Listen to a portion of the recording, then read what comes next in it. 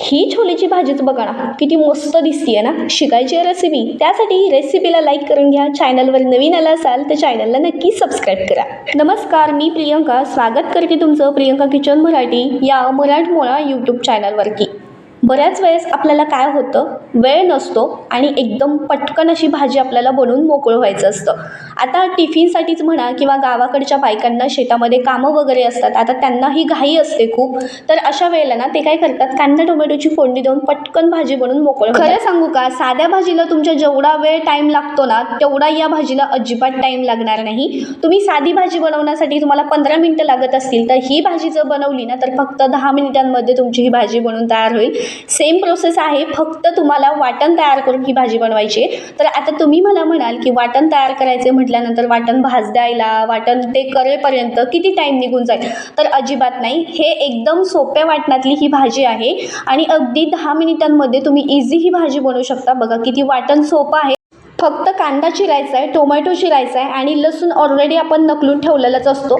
लसूण घ्यायचं 7-8 पाकळ्या आणि अद्रकचे तुकडे टाकायचे आणि चांगलं मिक्सरला बारीक फिरून घ्यायचं. कोथिंबीर टाका बरं का, कारण मी टाकताना विसरली, म्हणजे व्हिडिओची क्लिप घ्यायची विसरले. नाहीतर म्हणाल की वाटणाचा कलर अगोदर लाल होता आणि नंतर कसा हिरवा हिरवा झाला, तर कोथिंबीरीमुळे झालेला आहे. बघा आता ना वाटण छान मिक्सरला फिरवून घेतलं ना की लगेच तेलामध्ये ना चांगलं 1-2 मिनटं वाटण चांगलं परतून घ्यायचं. त्यानंतर मीठ टाकायचं आणि मीठ टाकून छान वाटणाला परत एकदा परतवून घ्यायचं.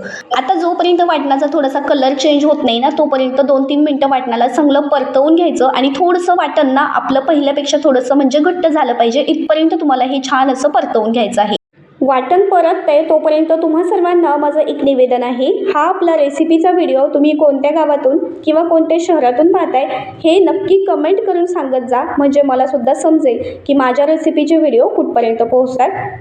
तर बघू शकता वाटणाचा चांगला कलर चेंज झालेला आहे. कलर चेंज होईपर्यंत मी वाटण चांगलं परतवून घेतलं. त्यानंतर घरचं लाल मिरची पावडर, धना पावडर, गरम मसाला, थोडासा छोले मसाला टाकायचा, म्हणजे छोलेची भाजी छान होते. आणि वरून थोडीशी हळद टाकून छान मसाले मिक्स करून घ्यायचे. आता मीठ अगोदरच आपण टाकलं होतं, त्यामुळे मीठ नाही टाकलेलं इथे मी.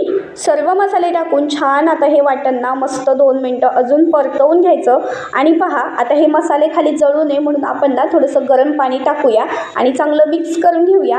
आणि गरम पाणी टाकून चांगलं मिक्स करून घेतल्यानंतर याला साधारण ना 2 मिनटं असं झाकून ठेवून तरी काढून घेऊया, म्हणजे छान अशी वाटणाला आपल्या तरी येईल. तर पहा 2 मिनटं झालेली आहेत. आता आपण याच्यावरचं झाकण काढून बघूया. तर बघा मस्त तरी आलेली आहे. आता याला ना थोडंसं हलवून घेऊया. तर रात्रीच इथे मी छोले भिजत घातलेले होते आणि सकाळी उठून ना त्याच्या कुकरला 3 ते 4 शिट्ट्या घेतलेल्या होत्या. आता तुम्हाला हे कोरडे छोले दिसत असतील, कारण निम्मे छोले मी उसळ बनवलेली आहे आणि निम्म्या छोलेची मी भाजी बनवायला घेतलेली आहे, कारण सकाळी नाश्त्यासाठी मी नवरोबाला उसळ बनवून दिलेली होती. आता ना या वाटणामध्ये मी चांगले छोले शिजलेले टाकून घेतलेत आणि ना दोन्ही वेळेस तुम्हाला गरम पाण्याचाच वापर करायचा आहे, म्हणजे भाजी खूप चवदार बनते. गार पाणी टाकू नका, भाजीला चव येत नाही हवी तेवढी. त्यामुळे शक्यतो दोन्ही वेळेस गरम पाण्याचाच वापर करा. ज्यावेळेस मसाले जळतात त्यावेळेस पण गरम पाणीच घालायचं आणि आत्ता सुद्धा भाजीला गरम पाणीच घालायचं. आता जेवढी घट्ट पातळ जशी ग्रेव्ही हवी आहे ना त्यानुसार तुम्ही इथे पाणी घाला आणि ना 2 ते 3 मिनटं झाकण काढून ना छान अशी भाजीला उकळी काढून घ्यायची. तर पहा आता 2-3 मिनटं झालेली आहेत. झाकण काढून बघतीये, मस्त उकळी आलेली आहे भाजीला. आता आपण गॅस बंद करूया आणि ना आता वरून मस्त अशी ताजी ताजी चिरलेली कोथिंबीर टाकून घ्यायची, किंवा कसुरी मेथी असेल ना तर कसुरी मेथी सुद्धा टाकायची. खूप छान चव येते कसुरी मेथीने, पण माझ्याकडे नव्हती म्हणून ते मी बारीक चिरलेली कोथिंबीरच टाकलेली आहे. बऱ्याच वेळेस आपल्यासोबत असं होतं की वाटणातली भाजी आपल्याला तर खूप खावीशी वाटते, पण वाटणाचं तामझाम करत बसायला आपल्याकडे एवढा वेळ नसतो.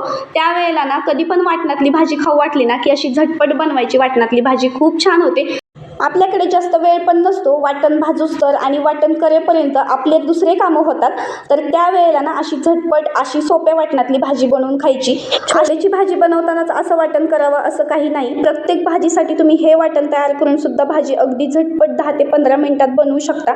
तुम्हाला माझी ही आजची साधी सोपी मस्त चमचमीत छोलेची भाजी कशी वाटली नक्की कमेंट करून सांगा. आवडली असेल तर लाईक करा.